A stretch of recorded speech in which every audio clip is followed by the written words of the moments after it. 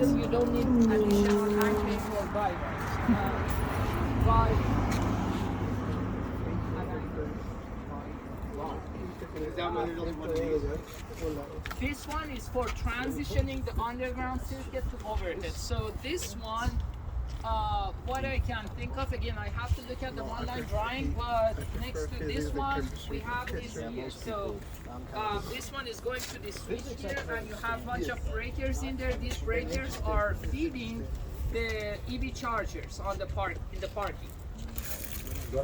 Everything should have a switch, right? Just like your residential unit. Everything has a switch. You can turn anything on or off at your will.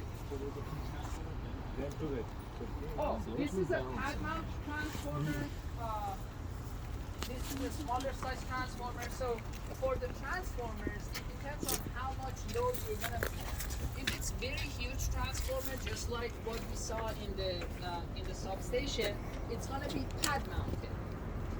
This one is also large size transformer. This is pad mounted. In some areas, we don't have any room, especially downtown Long Beach or Santa Monica. There's no enough space. So what we do, it's not a preferred option, but if we have it underground and we put the underground structure, we call it a vault. So you install the underground transformer in the vault.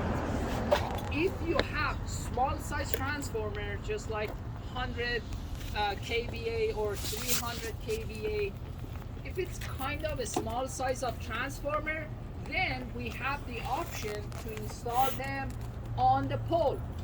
That's exactly what should be on that pole, the cylindrical transformer, and we have one of those transformers in the class, and you're going to test it next semester in the transformer class. That's a single phase transformer. On the high side, you have two wires. You have the three-phase system on the top, right? Three wires, three phases, A, B, and C.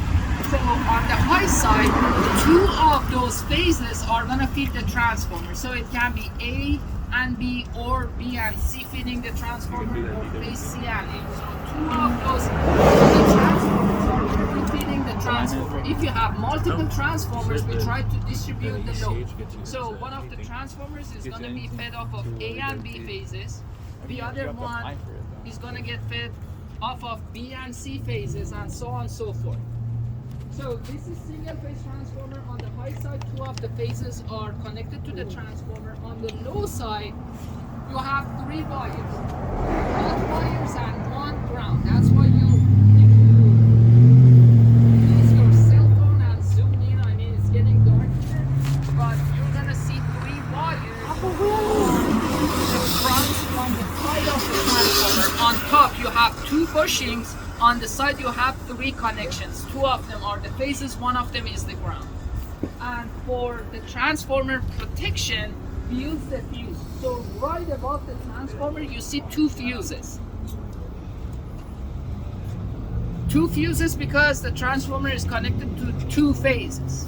So, yeah, you can see two fuses on top right side of the transformer from this angle. So that's what's feeding the transformer. If something happens, the fuse is gonna blow. Fuse is cheap, transformer is expensive. That's why we have those fuses. All right, with that, any other question? So we'll be back next semester, and we're gonna go over